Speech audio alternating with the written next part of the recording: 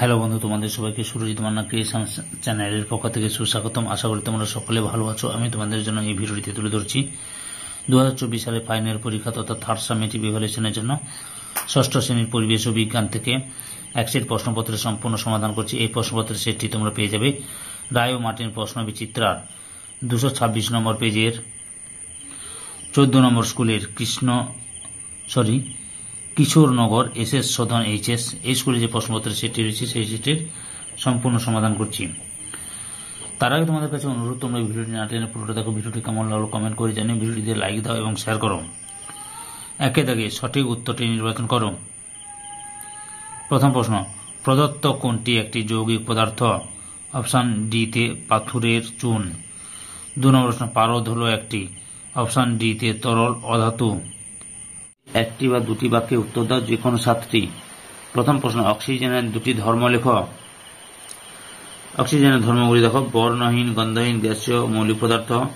দাহ্য ধর্ম, জ্বলতে সাহায্য করে। 3 নম্বরে শ্বাসকার্যে সাহায্য করে। 4 নম্বরে স্বাদহীন, বায়ু অপেক্ষা সামান্য ভারী। অক্সিজেনকে শুধু গ্যাস রূপে পাওয়া যায়। 2 নম্বর প্রশ্ন, মস জাতীয় উদ্ভিদের বৈশিষ্ট্যগুলি লেখো। বৈশিষ্ট্য: এদের দেহে ফুল ফোটে না, তাই এরা অপুষ্পক। দেহে কাণ্ডের মতো অংশ কলয়েড, পাতার মতো অংশ ফাইলয়েড এবং মূলের মতো অংশ রাইজয়েড থাকে। বড় গাছের গুড়িতে ভিজে স্যাঁতস্যাঁতে জায়গায় এই জাতীয় উদ্ভিদকে জন্মাতে দেখা যায়।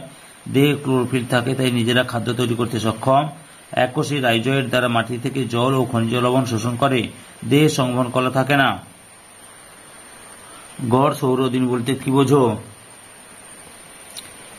সারা বছরের সৌরদিন যোগ করে যোগফলকে 365 দিয়ে ভাগ করলে যে ভাগফল পাওয়া যাবে তাকেই বলা হয় গড় সৌরদিন। এর মান মোটামুটি 24 ঘন্টা। 4 নম্বর প্রশ্ন, ম্যাগনেসিয়ামকে বাতাসে পোড়ালে কি উৎপন্ন হয়?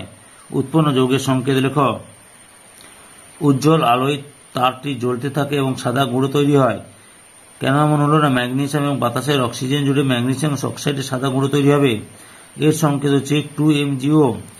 2MgO, যে ম্যাগনেসিয়াম যুক্ত অক্সিজেন বিক্রিয়ার রাসায়নিক সমীকরণটি হল 2Mg প্লাস অক্সিজেন থেকে 2MgO ম্যাগনেসিয়াম অক্সাইড। 5 দাগে পুলি বা কপিকল কি? এটি কিভাবে কাজ করে? কপিকল বা পুলি হলো একটি শক্ত কাঠ বা ধাতু নির্মিত চাকা, যার পরিধি বরাবর খাঁজ কাটা অংশ দড়ি পেঁচানো থাকে। এই দড়ির এক প্রান্ত ধরে নিচের দিকে টান দিলে অপর প্রান্তে রাখা বস্তু উপরে উঠে আসে। কপিকল কিভাবে কাজ করে? কপিকল যন্ত্র একটি কম ব্যাসার্ধের চোঙাকৃতির দণ্ডের উপর একটি বেশি ব্যাসার্ধের খাঁজ কাটা চোঙ এমনভাবে আবদ্ধ থাকে যাতে বেশি ব্যাসার্ধের চোঙটি কম ব্যাসার্ধের চোঙের উপর অবাধে ঘুরতে পারে। ঘূর্ণায়মান চোঙের খাঁজ কাটা গর্তে দড়ি লাগানো থাকে। এই দড়ির এক প্রান্ত ধরে টানলে অপর প্রান্তে ঝোলানো ভার উপরে উঠে আসে। এভাবে কপিকলের সাহায্যে ভারী বস্তুকে নিচ থেকে উপরে তোলা হয়। 6 থেকে বাবা সিহর্স ও মা সিহর্সে একটি করে আচরণ লেখ। আচ্ছা, এটি তোমাদের পাঠ্য বইয়ের 170 নম্বর পেজে রয়েছে, একটু কষ্ট করে তোমরা দেখে নাও। ওকে। তারপরে 7 থাকে জৈব ভঙ্গুর পদার্থ কাকে বলে? উদাহরণ দাও। প্রাকৃতিক পরিবেশে যে সমস্ত জৈব বর্জ্য পদার্থ সহজে ভেঙে গিয়ে মাটিতে মিশে যায় এবং পরিবেশে চক্রাকারে আবর্তিত হয়ে তাদের জৈব ভঙ্গুর বর্জ্য পদার্থ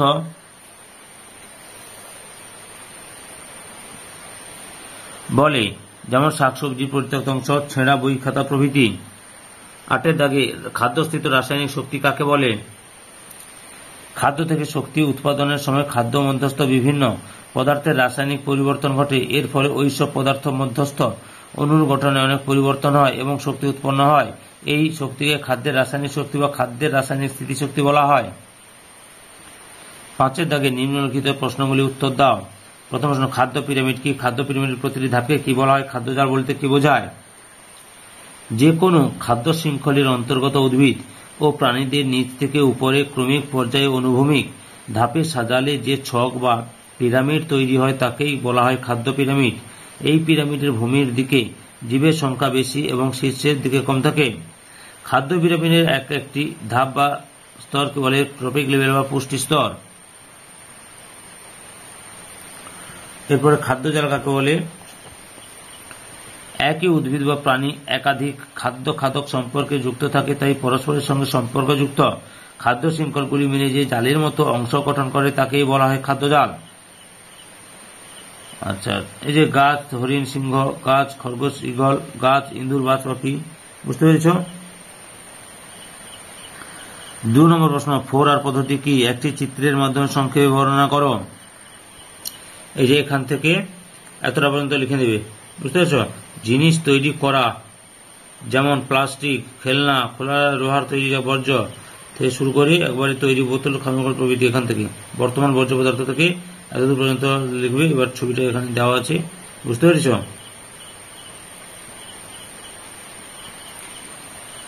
3 নম্বর প্রশ্ন, আর্থ্রোপোডা পর্বের প্রাণীদের বৈশিষ্ট্যগুলি লেখো, একটি উদাহরণ দাও।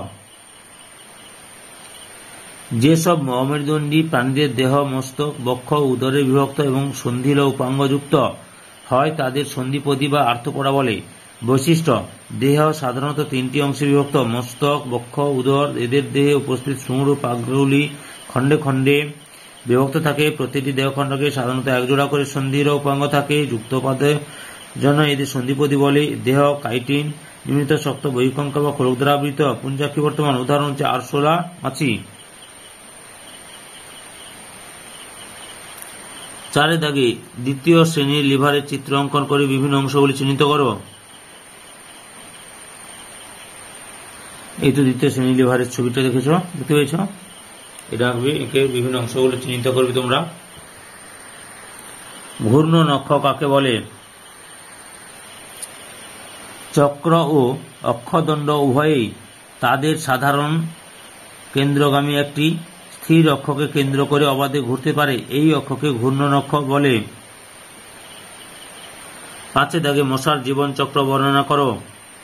দেখো মশার জীবন চক্র কতটি লক্ষ্য করো। 4টি দশা দেখা যায়, ডিম, লার্ভা, শুককীট, পিউপা, মুখকীট আর পূর্ণাঙ্গ মশা। দিয়ে পূর্ণাঙ্গ মশা কিছুদিন পরে পিউপারা খোলস ত্যাগ করে পুরোপুরি একটি মশা হয়ে উড়ে যায়। এই এত পর্যন্ত লিখবে।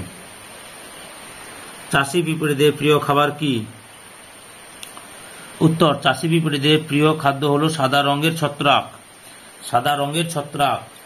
6 দাগে জলকে যৌগিক পদার্থ বলা হয় কেন? জলকে যৌগিক পদার্থ বলা হয় কারণ জলকে বিয়োজিত করলে বিভিন্ন ধর্মবিশিষ্ট 2টি মৌলিক পদার্থ হাইড্রোজেন ও অক্সিজেন পাওয়া যায়। বিভিন্ন উৎস থেকে প্রাপ্ত জলের মধ্যে হাইড্রোজেন ও অক্সিজেনের ওজন অনুপাত সর্বদা 1:8 হয়। 1:8 হয়। জলের নির্দিষ্ট স্ফুটনাঙ্ক হিমাঙ্ক বর্তমান, যা হাইড্রোজেন ও অক্সিজেন থেকে সম্পূর্ণ পৃথক। জলের উপাদান মৌলগুলিকে সহজ ভৌত উপায়ে পৃথক করা যায় না।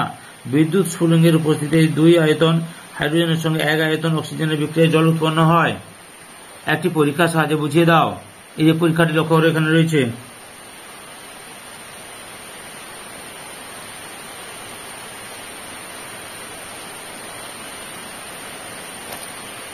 অর্থাৎ জলের মধ্যে হাইড্রোজেন ও অক্সিজেন নিজেদের ধর্ম বজায় রাখতে পারেনি। জলের ধর্ম তার উপাদানগুলির ধর্ম থেকে সম্পূর্ণ ভিন্ন, তাই জল একটি যৌগিক পদার্থ। 7 দাগে পরিমাণে অনুমানের গুরুত্ব কি? অনুমান করে পরিমাণের 2টি উদাহরণ দাও। প্রাত্যহিক জীবনে সবসময় পরিমাপের যন্ত্র দিয়ে পরিমাপ করে কাজ করা সম্ভব হয় না। এক্ষেত্রে আমাদের অনুমানের উপর নির্ভর করতে হয়, কারণ সঠিক পরিমাপের জন্য প্রয়োজনীয় যন্ত্র ও সময় সর্বত্র আমাদের হাতের কাছে থাকে না দ্রুত সিদ্ধান্ত নেওয়ার জন্য। তাই আমাদের আনুমানিক পরিমাপ করতেই হবে। যেমন স্কুলে বা অফিসে যাওয়ার জন্য দেরি হয়ে গেলে আমরা তাড়াতাড়ি হাঁটি বা গাড়ি চালাই। এক্ষেত্রে কতটা জোরে হাঁটলে বা গাড়ি চালালে সঠিক সময়ে পৌঁছানো যাবে তা আমরা নিজেরাই অনুমান করি। দৈনন্দিন রান্নার কাজে আমরা অনুমান করি নুন, তেল, চিনি, মশলা দিয়ে সুস্বাদু রান্না করি। গায়ে জ্বর আছে কিনা দেখতে হাত দিয়ে উষ্ণতা অনুমান করি। এক্ষেত্রেও প্রায় নির্ভুলভাবে বলা যায় জ্বর হয়েছে কিনা। সাইকেল বা গাড়ির ক্ষেত্রে আমরা সময় অনুমান করি, ব্রেক কষি ও সঠিক স্থানে গাড়ি এনে থামাই। উপরের উদাহরণগুলি থেকে বোঝা যায় আমাদের দৈনন্দিন জীবনে অনুমানের গুরুত্ব অপরিসীম। 8 দাগে একটি মোমবাতি জ্বালিয়ে একটি কাঁচের গ্লাস দিয়ে ঢাকা দেওয়া হলো, এ কি ঘটবে কারণ সহ লিখো। এই ঘটনা থেকে কি প্রমাণিত হয়? প্রশ্ন এবং উত্তরটি লক্ষ্য করো।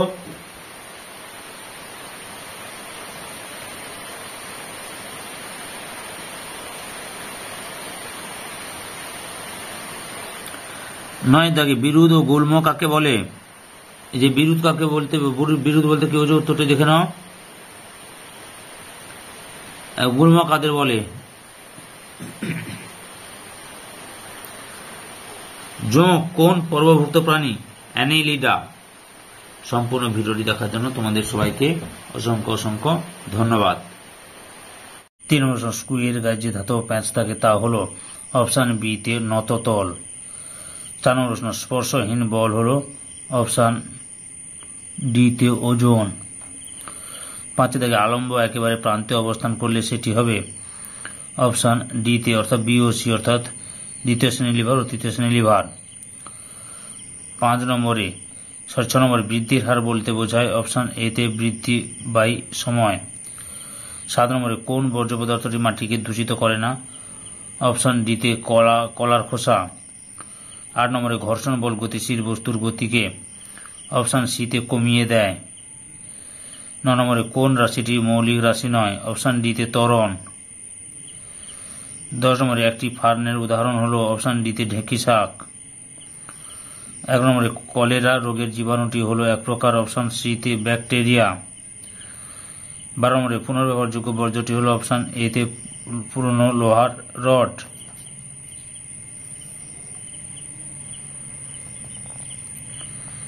তারপরে 13 নম্বরে তিমির সাঁতার কাটার অঙ্গের নাম হল অপশান এ তে ফ্লিপার। তারপরে 14 নম্বরে কোন বিজ্ঞানী মৌমাছি নাচের ভাষা আবিষ্কার করেন, অপশান বি তে কার্ল ফন ফ্রিস। 2 থেকে শূন্যস্থান পূরণ করো যে কোনো 7টি। 1 থেকে নততল ভূমির মধ্যে কোন সর্বদা ড্যাশ হবে, সূক্ষ্ম কোণ হবে। 2 নম্বরে ময়ূর হল ড্যাশ শ্রেণীর খাদক, সর্বোচ্চ খাদক। 3 নম্বর যেসব রাশি অন্য রাশির উপর নির্ভর করে না তাদের ড্যাশ রাশি বলা হয়, মৌলিক রাশি বলা হয়। 4 নম্বর ড্যাশ পিঁপড়েরা যুদ্ধে পটু, লাল পিঁপড়ে। 5 দাগে ড্যাশ নামক এক ধরনের পাখি মাটিতে ডিম পাড়ে ও তা দেয়, হেরিং গাল। তারপরে 6 নম্বর প্রশ্ন, অ্যামোনিয়ার সংকেত হল ড্যাশ NH3। 7 নম্বরে বাজার থেকে পাওয়া বর্জ্য পদার্থ হল ড্যাশ পচা সবজি।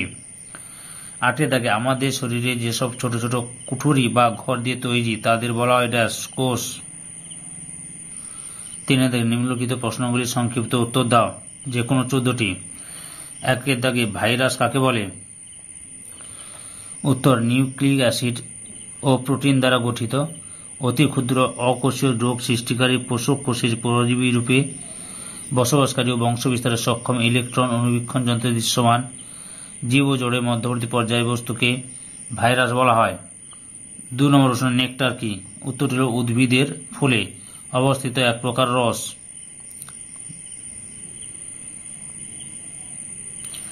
3 দাগে উপগণিতক একক কাকে বলে, এসআইতে প্রমাণ মিটারকে পরপর 10 দিয়ে ভাগ করে বা 1/10 দিয়ে গুণ করে ক্রমশ ছোট একক পাওয়া যায়, এগুলিকে বলা হয় মিটারের উপগণিতক একক। এই উদাহরণ দিয়েছে 1 metre into 1/10 decimetre, 1 decimetre into 1/10 centimetre, 1 centimetre into 1/10 millimetre. 4 দাগে একটি তরল বর্জ্য পদার্থের উদাহরণ দাও, নোংরা জল। 5 দাগে যন্ত্র কাকে বলে, যন্ত্র হল এমন একটি ব্যবস্থা যার একটি স্থানে সুবিধাজনকভাবে বল প্রয়োগ করে অপর কোনো স্থানে বাধাকে অতিক্রম করা যায়, অথবা যে ব্যবস্থার সাহায্যে কম বল প্রয়োগ করে সহজে অনেক বেশি বাধা অতিক্রম করা যায় তাকে যন্ত্র বলে। উদাহরণ, টিউবওয়েলে হাতলে চাপ দিলে কলের মুখ থেকে জল সহজে বেরিয়ে আসে, কাঁচি দিয়ে খুব সহজে কাগজ কাটা যায়, বটল ওপেনার দিয়ে সহজে কোল্ড ড্রিঙ্কসের ঢাকনি খোলা যায় ইত্যাদি। 6 দাগে লোহার চিহ্ন লেখ Fe। তারপরে 7 নম্বরে যোজ্যতা কাকে বলে, কোনো মৌলের পরমাণুর অপর কোনো মৌলের পরমাণুর সঙ্গে যুক্ত হয়ে যৌগ গঠন করার ক্ষমতাকে যোজ্যতা বলে, যেমন অক্সিজেন যোজ্যতা 2। বা আর একটা সংজ্ঞা রয়েছে, কোনো মৌলের একটি পরমাণু যতগুলি হাইড্রোজেন পরমাণুর সঙ্গে যুক্ত হতে পারে সেই সংজ্ঞাকেও এই মৌলের যোজ্যতা বলে। 8 নম্বরে এসআইতে আয়তন একক কি, ঘনমিটার। 9 থেকে বাঘ রাতের বেলা ভালো দেখতে পায় না কেন, বিভিন্ন নিশাচর শিকারী প্রাণীর যেমন বাঘ চোখের রেটিনাতে গুয়ানিন ক্রিস্টাল নির্মিত যে প্রতিফলন সৃষ্টিকারী স্তর দেখা যায় তাকে ল্যাপেটাম লুসিডাম বলে।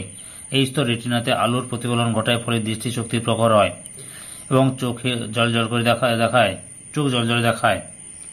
10 দাগে কোন বর্জ্য থেকে বায়োগ্যাস উৎপন্ন হয়, গোবর থেকে। 1 নম্বরে বীজপত্র কাকে বলে, বীজের সঙ্গে লেগে থাকা পাতার মতো অংশকে বীজপত্র বলে। এটি পাতলা বর্মের মতো, বা রসালো স্থূল প্রকৃতির বীজ হয়। বীজপত্রের সংখ্যা অনুযায়ী বীজ 3 প্রকার: একবীজপত্রী, দ্বিবীজপত্রী, বহুবীজপত্রী। 12 দাগে কোন শ্রেণীর লিভারের যান্ত্রিক সুবিধা সর্বদা 1-এর কম হয়? তৃতীয় শ্রেণীর লিভারের। 13 দাগে শক্তির নিত্যতা সূত্রটি লেখ। শক্তিকে সৃষ্টি বা ধ্বংস করা যায় না, শক্তিকে কেবলমাত্র এক রূপ থেকে অন্য রূপে রূপান্তরিত করা যায়। মহাবিশ্বে মোট শক্তির পরিমাণ নির্দিষ্ট এবং অপরিবর্তনীয়। 14 দাগে স্থিতি শক্তি কাকে বলে? স্বাভাবিক অবস্থান বা আকৃতি পরিবর্তনের ফলে স্থির অবস্থায় থাকা কোনো বস্তুতে সঞ্চিত শক্তি স্থিতিশক্তি বলা হয়। উদাহরণ: সংকুচিত স্প্রিংয়ের সঞ্চিত শক্তি স্থিতিশক্তির উদাহরণ। 15 দাগে ব্যাকটেরিয়ার রাজ্যকে কি বলা হয়?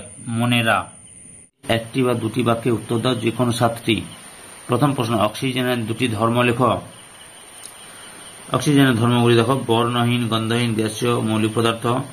দাহ্য ধর্ম: জ্বলতে সাহায্য করে। 3 নম্বরে শ্বাসকার্যে সাহায্য করে। 4 নম্বরে স্বাদহীন, বায়ু অপেক্ষা সামান্য ভারী। অক্সিজেনকে শুধু গ্যাস রূপে পাওয়া যায়। 2 নম্বর প্রশ্ন: মস জাতীয় উদ্ভিদের বৈশিষ্ট্যগুলি লেখ। বৈশিষ্ট্য: এদের দেহে ফুল ফোটে না, তাই এরা অপুষ্পক। দেহে কাণ্ডের মতো অংশ কলয়েড, পাতার মতো অংশ ফাইলয়েড এবং মূলের মতো অংশ রাইজয়েড থাকে। বড় গাছের গুড়িতে ভিজে স্যাঁতস্যাঁতে জায়গায় এই জাতীয় উদ্ভিদকে জন্মাতে দেখা যায়।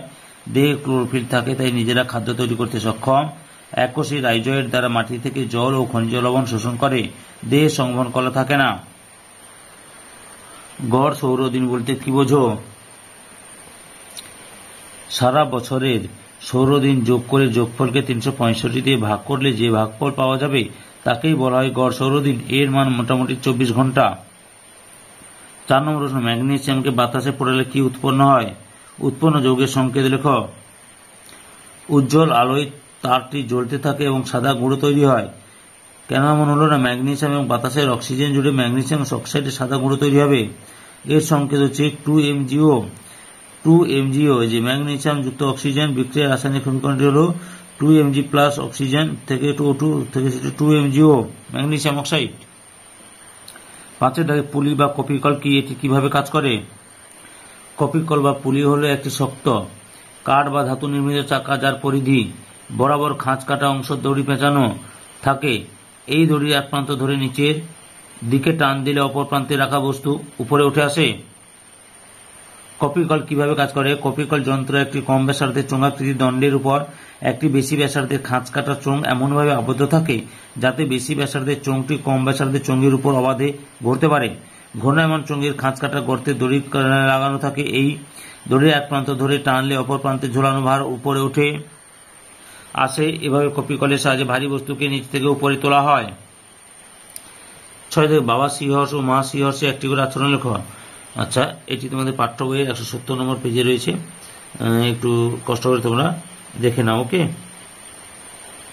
তারপরে 7 দাগে জৈব ভঙ্গুর পদার্থ কাকে বলে? উদাহরণ দাও। প্রাকৃতিক পরিবেশে যে সমস্ত জৈব বর্জ্য পদার্থ সহজে ভেঙে গিয়ে মাটিতে মিশে যায় এবং পরিবেশে চক্রাকারে আবর্তিত হয়ে তাদের জৈব ভঙ্গুর বর্জ্য পদার্থ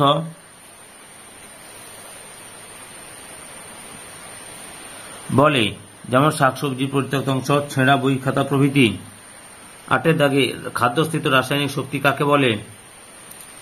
খাদ্য থেকে শক্তি উৎপাদনের সময় খাদ্য মধ্যস্থ বিভিন্ন পদার্থের রাসায়নিক পরিবর্তন ঘটে। এর ফলে ওই সব পদার্থ মধ্যস্থ অণুর গঠনে অনেক পরিবর্তন হয় এবং শক্তি উৎপন্ন হয়। এই শক্তিকে খাদ্যের রাসায়নিক শক্তি বা খাদ্যের রাসায়নিক স্থিতিশক্তি বলা হয়। 5 দাগে নিম্নলিখিত প্রশ্নগুলি উত্তর দাও। প্রথম প্রশ্ন: খাদ্য পিরামিড কি? খাদ্য পিরামিডের প্রতিটি ধাপকে কি বলা হয়? খাদ্যজাল বলতে কি বোঝায়? যে কোনো খাদ্য শৃঙ্খলের অন্তর্গত উদ্ভিদ ও প্রাণীদের নিচ থেকে উপরে ক্রমিক পর্যায়ে অনুভূমিক ধাপে সাজালে যে ছক বা পিরামিড তৈরি হয় তাকেই বলা হয় খাদ্য পিরামিড। এই পিরামিডের ভূমির দিকে জীবের সংখ্যা বেশি এবং শীর্ষের দিকে কম থাকে। খাদ্য পিরামিডের একটি ধাপ বা স্তরকে বলে ট্রপিক লেভেল বা পুষ্টি স্তর। এরপরে খাদ্যজাল কাকে বলে? একই উদ্ভিদ বা প্রাণী একাধিক খাদ্য খাদক সম্পর্কে যুক্ত থাকে, তাই পরস্পরের সঙ্গে সম্পর্কযুক্ত খাদ্য শৃঙ্খলগুলি মিলে যে জালের মতো অংশ গঠন করে তাকেই বলা হয় খাদ্যজাল। আচ্ছা, এই যে গাছ হরিণ সিংহ, গাছ খরগোশ ঈগল, গাছ ইঁদুর বাজ পাখি, বুঝতে পেরেছ? 2 নম্বর প্রশ্ন, 4R পদ্ধতি কি? একটি চিত্রের মাধ্যমে সংক্ষেপে বর্ণনা করো। এই যে এখান থেকে এতটা পর্যন্ত লিখে দেবে, বুঝতে পেরেছ? জিনিস তৈরি করা, যেমন প্লাস্টিক, খেলনা, খোলা লোহার তৈরি বর্জ্য থেকে শুরু করে একবারে তৈরি বোতল, খামকল প্রভৃতি, এখান থেকে বর্তমান বর্জ্য পদার্থ থেকে এতদূর পর্যন্ত লিখবে। এবার ছবিটা এখানে দেওয়া আছে, বুঝতে পেরেছ?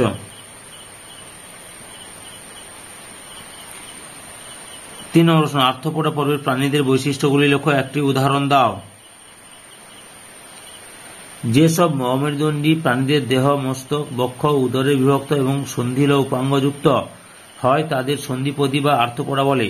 বৈশিষ্ট্য, দেহ সাধারণত 3টি অংশে বিভক্ত, মস্তক, বক্ষ, উদর। এদের দেহে উপস্থিত শুঁড় ও পাকগুলি খণ্ডে খণ্ডে বিভক্ত থাকে। প্রতিটি দেহখণ্ডকে সাধারণত একজোড়া করে সন্ধির উপাঙ্গ থাকে। যুক্তপাদের জন্য এদের সন্ধিপদী বলে। দেহ কাইটিন নির্মিত, শক্ত, বহিঃকঙ্কাল বা খোলক দ্বারা আবৃত। পুঞ্জাক্ষী বর্তমান উদাহরণ হচ্ছে আরশোলা মাছি। 4 দাগে দ্বিতীয় শ্রেণীর লিভারের চিত্র অঙ্কন করে বিভিন্ন অংশগুলি চিহ্নিত করো। এই তো দ্বিতীয় শ্রেণীর লিভারের ছবিটা দেখেছ, দেখতে পেয়েছ? এটা আঁকবে, একে বিভিন্ন অংশগুলি চিহ্নিত করবে তোমরা। ঘূর্ণ নক্ষ কাকে বলে? চক্র ও অক্ষদণ্ড উভয়েই তাদের সাধারণ কেন্দ্রগামী একটি স্থির অক্ষকে কেন্দ্র করে অবাধে ঘুরতে পারে। এই অক্ষকে ঘূর্ণ নক্ষ বলে। 5 দাগে মশার জীবন চক্র বর্ণনা করো। দেখো মশার জীবন চক্র, উত্তরটি লক্ষ্য করো। 4টি দশা দেখা যায়, ডিম, লার্ভা, শুককীট, পিউপা, মুখকীট আর পূর্ণাঙ্গ মশা। দিয়ে পূর্ণাঙ্গ মশা কিছুদিন পরে পিউপারা খোলস ত্যাগ করে পুরোপুরি একটি মশা হয়ে উড়ে যায়। এই এত পর্যন্ত লিখবে। চাষি পিঁপড়েদের প্রিয় খাবার কি? উত্তর, চাষি পিঁপড়েদের প্রিয় খাদ্য হলো সাদা রঙের ছত্রাক। সাদা রঙের ছত্রাক। 6 দাগে জলকে যৌগিক পদার্থ বলা হয় কেন? জলকে যৌগিক পদার্থ বলা হয় কারণ জলকে বিয়োজিত করলে বিভিন্ন ধর্মবিশিষ্ট 2টি মৌলিক পদার্থ হাইড্রোজেন ও অক্সিজেন পাওয়া যায়। বিভিন্ন উৎস থেকে প্রাপ্ত জলের মধ্যে হাইড্রোজেন ও অক্সিজেনের ওজন অনুপাত সর্বদা 1:8 হয়। 1:8 হয়। জলের নির্দিষ্ট স্ফুটনাঙ্ক হিমাঙ্ক বর্তমান, যা হাইড্রোজেন ও অক্সিজেন থেকে সম্পূর্ণ পৃথক। জলের উপাদান মৌলগুলিকে সহজ ভৌত উপায়ে পৃথক করা যায় না। বিদ্যুৎ স্ফুলিঙ্গের উপস্থিতিতে 2 আয়তন হাইড্রোজেনের সঙ্গে 1 আয়তন অক্সিজেনের বিক্রিয়ায় জল উৎপন্ন হয়। একটি পরীক্ষার সাহায্যে বুঝিয়ে দাও। এই যে পরীক্ষাটি লক্ষ্য করে এখানে রয়েছে।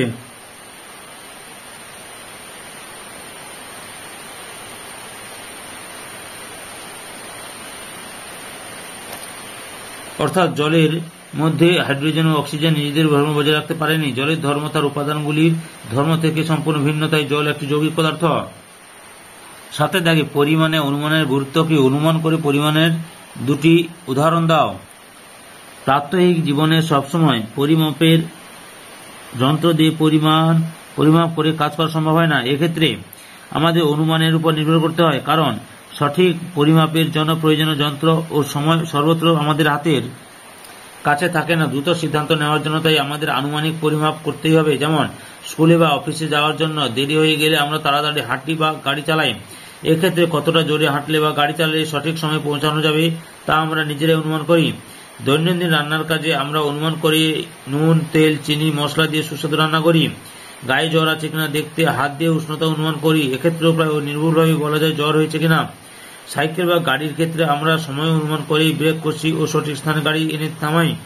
উপরের উদাহরণগুলি থেকে বোঝা যায় আমাদের দৈনন্দিন জীবনে অনুমানের গুরুত্ব অপরিসীম। 8 দাগে একটি মোমবাতি জ্বালিয়ে একটি কাঁচের গ্লাস দিয়ে ঢাকা দেওয়া হলো, এ কি ঘটবে কারণ সহ লিখো। এই ঘটনা থেকে কি প্রমাণিত হয়? প্রশ্ন এবং উত্তরটি লক্ষ্য করো।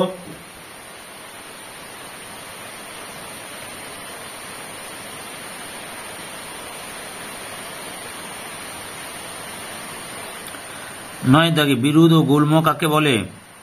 এই যে বিরুদ কাকে বলতে, বিরুদ বলতে কি বোঝো? উত্তরটি দেখে নাও। গুল্ম কাদের বলে? জোঁক কোন পর্বভুক্ত প্রাণী? অ্যানিলিডা। সম্পূর্ণ ভিডিওটি দেখার জন্য তোমাদের সবাইকে অসংখ্য অসংখ্য ধন্যবাদ।